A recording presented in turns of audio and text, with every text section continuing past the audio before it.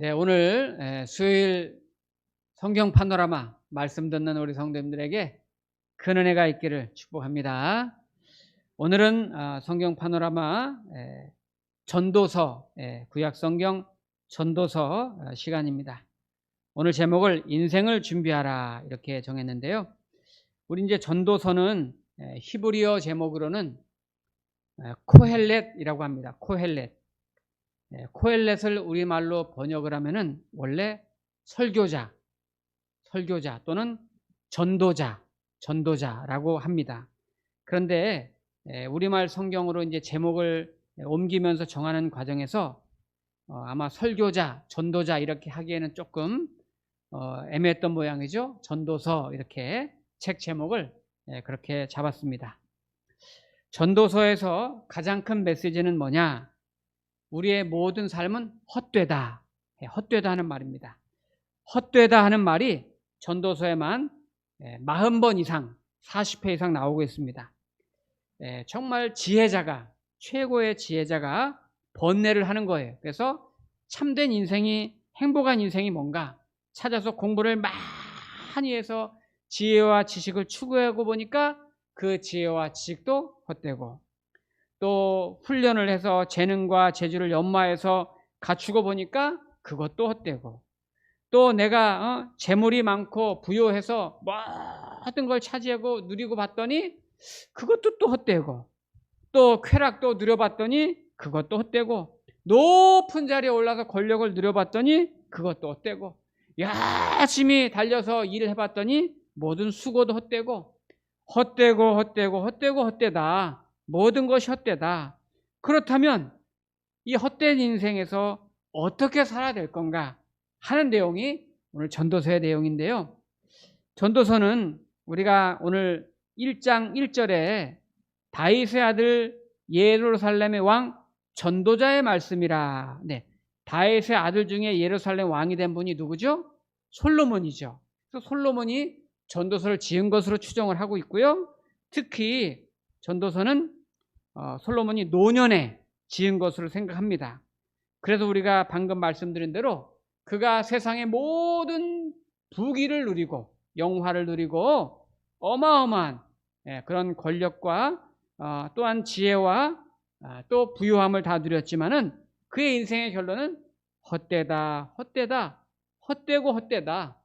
해 아래 모든 것이 헛되다. 이렇게 이제 노년에 전도서를 썼다.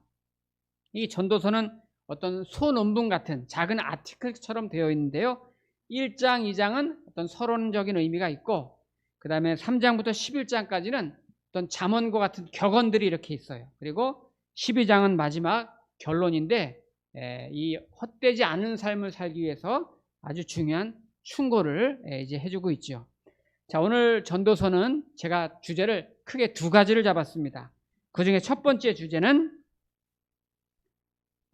해 아래의 모든 것이 헛되도다. 네, 해 아래 모든 것이 헛되도다. 자, 우리 전도서 1장 2절 3절 다시 한번 제가 읽겠습니다. 전도자가 이르되 헛되고 헛되며 헛되고 헛되니 모든 것이 헛되도다.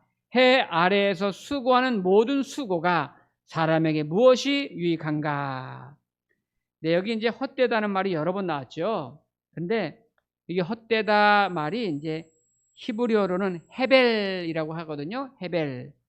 구약 성경 전체에서 헤벨이라는 말이 73번이 나오는데 그 중에 전도서에만 한 40번 정도 나와요. 그러니까 굉장히 많이 나오는 거죠. 근데 이 헤벨이라는 이제 이 히브리어 단어가 어떻게 생성됐나 보니까 좀 특이하게 생성이 됐어요. 우리가 이제 예를 들면은 추운 겨울에, 지금 이제 여름이 다가오니까 별로 느낌이 잘 안 나죠. 그렇지만 이제 추운 겨울이라고 생각을 하고 바깥에 이렇게 나가면은 막 춥습니다. 막 추워요. 그럼 이제 춥다 이렇게 할 때 이렇게 입김이 이렇게 나와요. 나오면서 만약에 유리창 같은 게 있으면 서리가 낄 것이고, 없으면은 입김이 이렇게 허연 입김이 보이죠.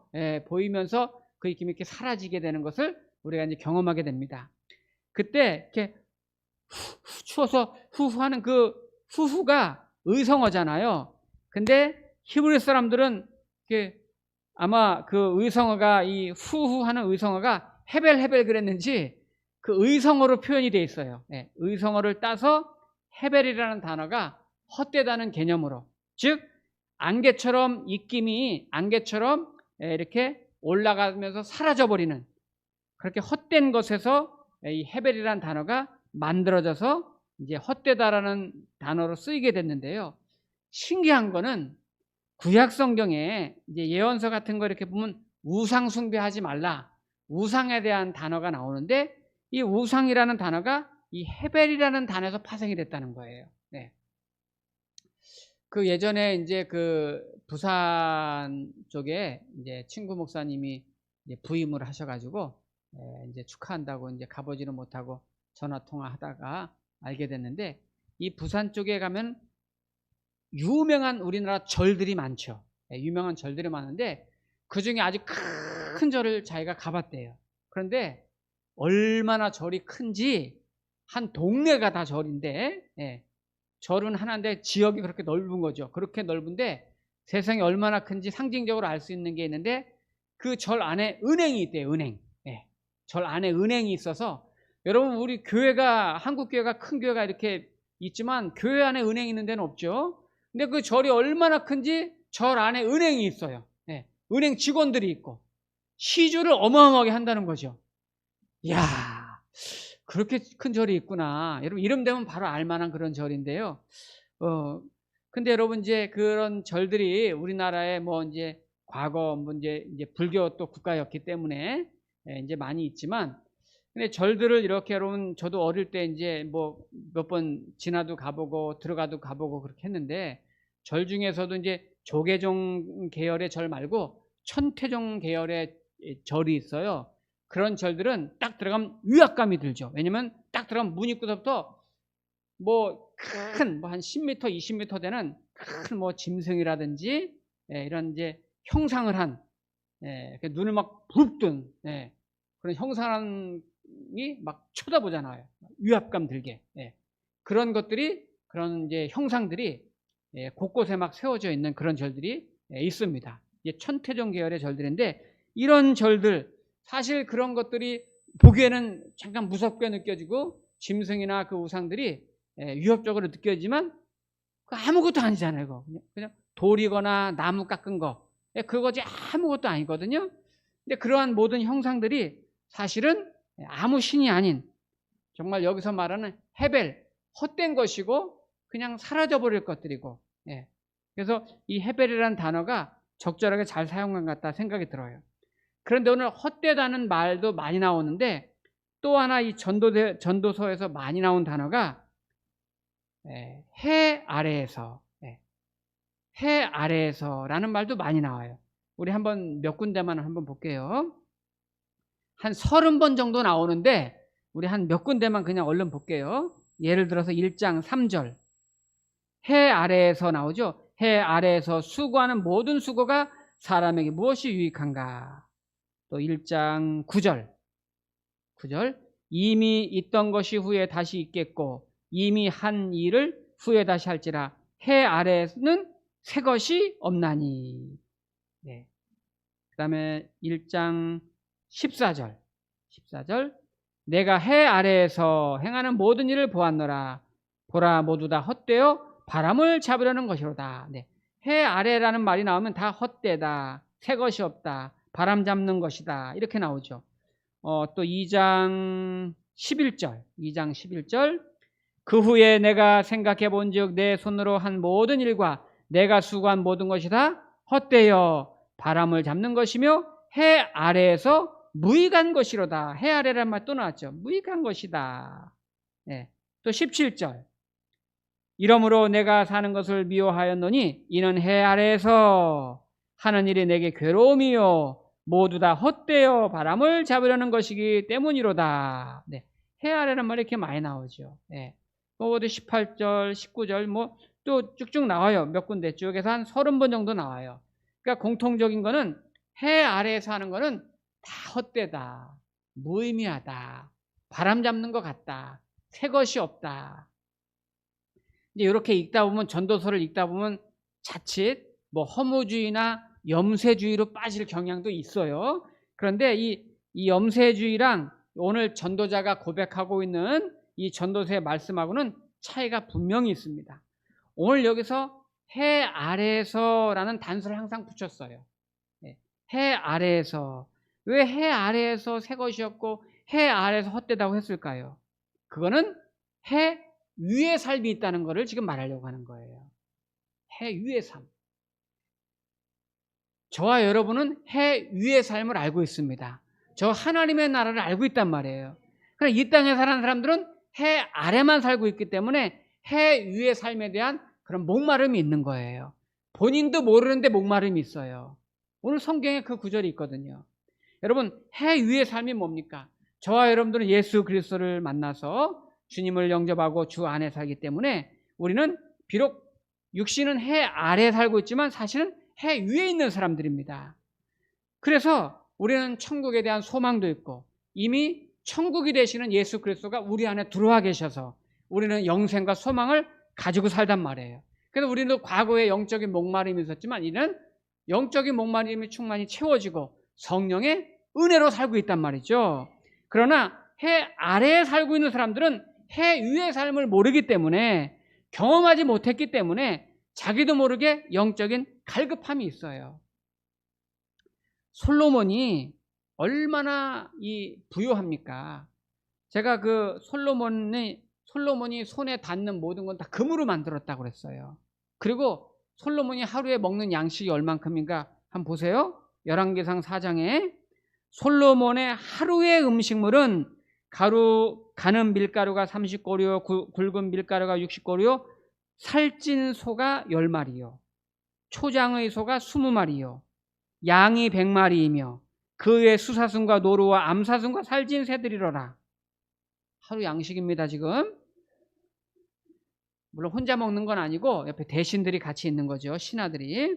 솔로몬의 병거의 말 외양간이 4만이요 마병이 12,000명이요 그 지방 장관들은 각각 자기가 맡은 달에 솔로몬 왕과 왕의 상에 참여하는 모든 자를 위하여 이같이 먹을 것을 공급하여 부족함이 없게 하였으며.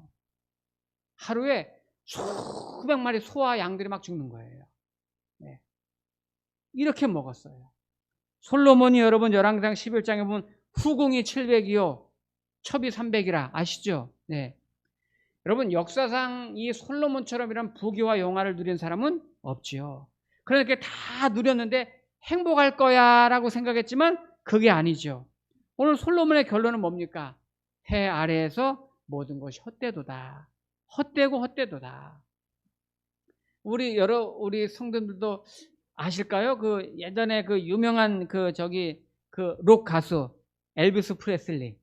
예, 알면은 같은 세대죠. 예, 엘비스 프레슬리. 엄청 유명했잖아요. 대단한 가수 아닙니까? 예.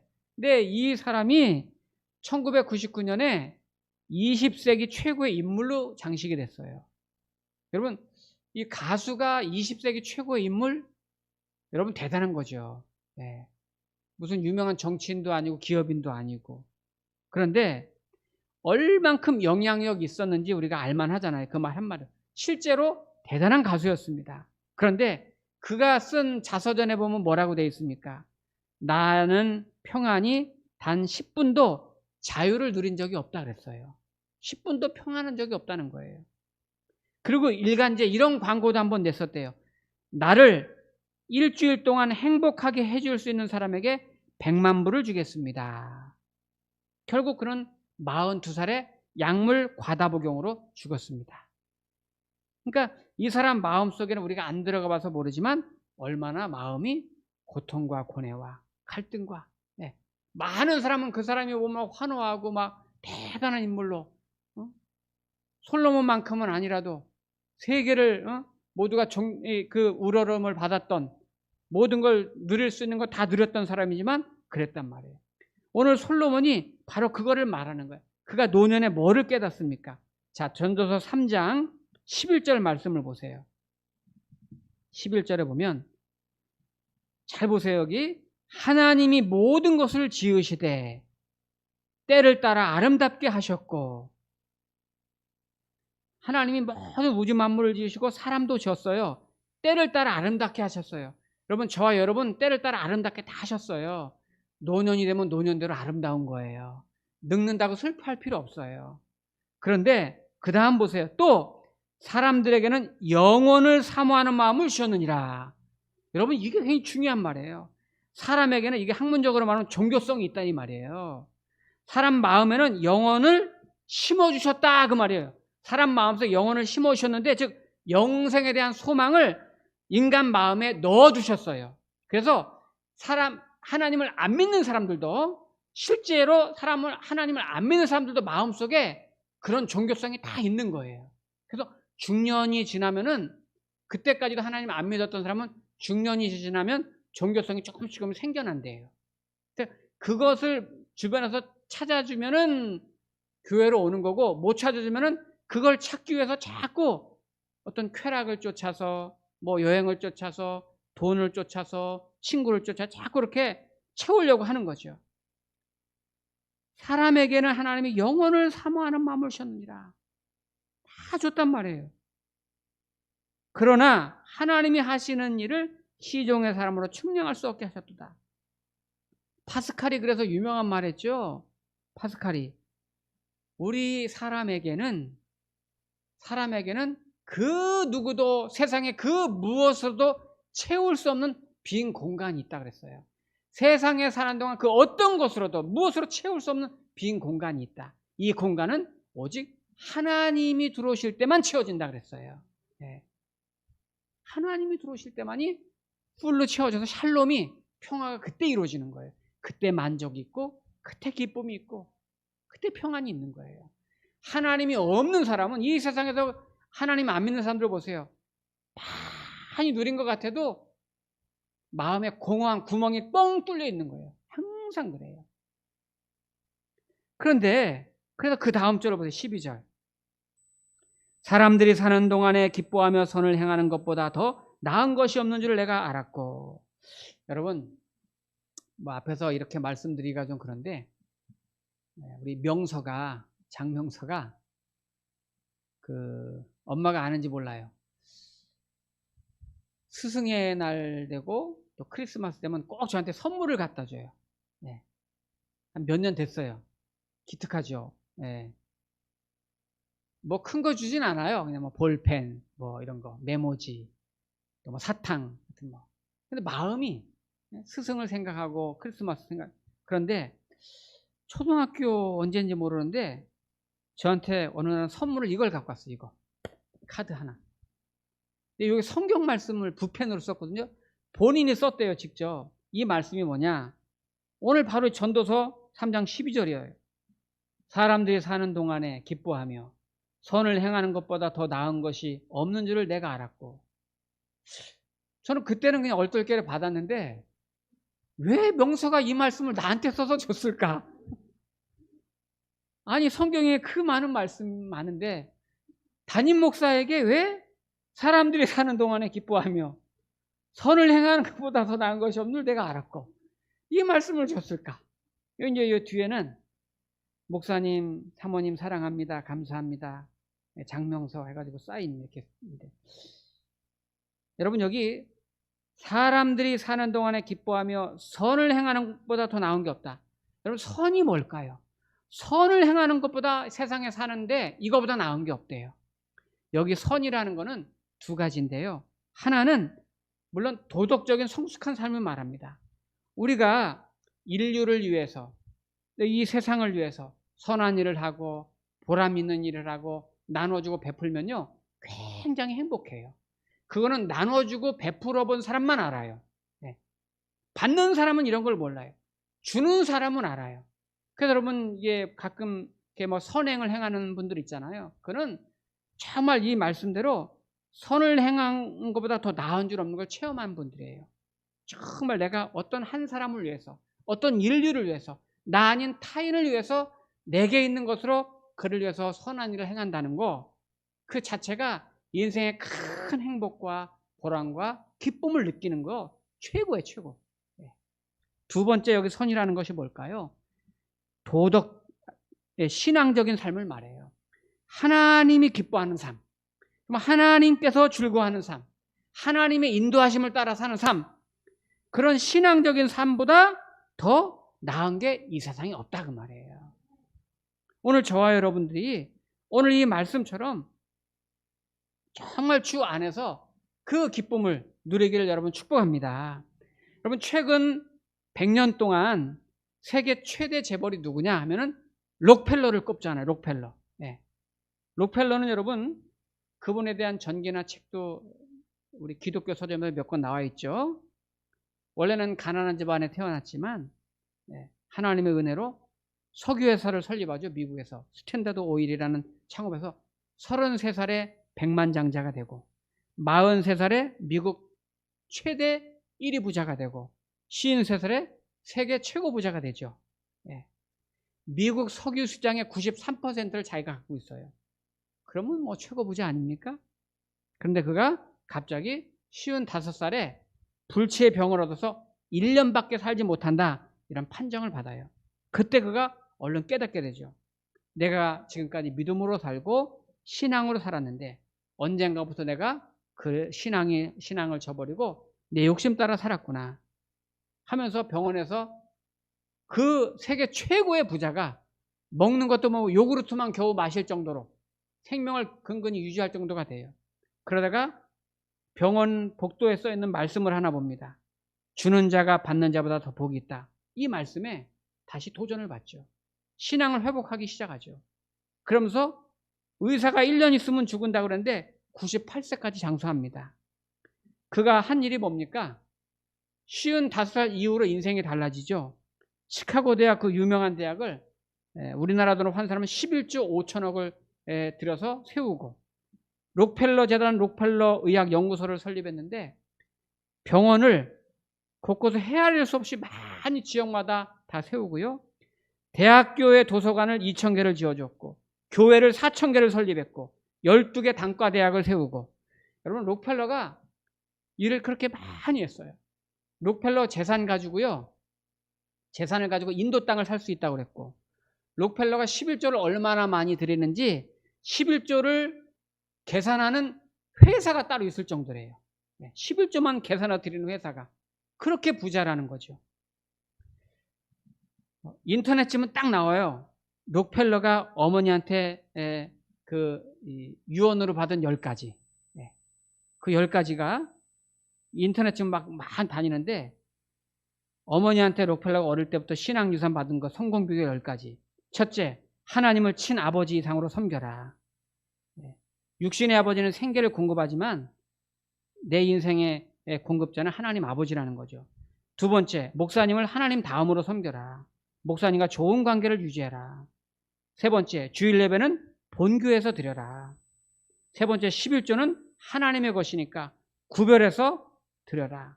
다섯 번째, 아무도 원수를 만들지 마라. 여섯 번째, 아침에 목표를 세우고 기도해라.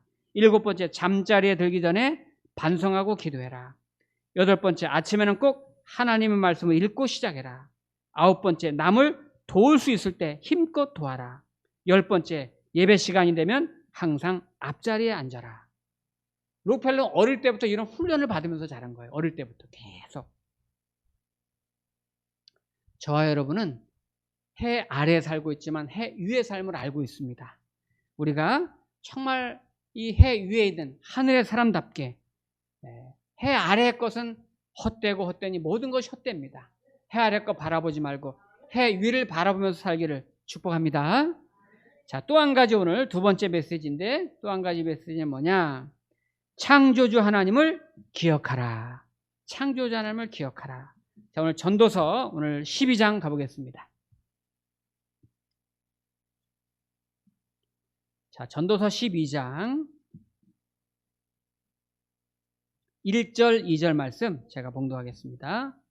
너는 청년의 때에 너희 창조주를 기억하라. 곧 곤고한 날이 이르기 전에 나는 아무 낙이 없다고 할 해들이 가깝기 전에 해와 빛과 달과 별들이 어둡기 전에 비 뒤에 구름이 다시 일어나기 전에 그리하라.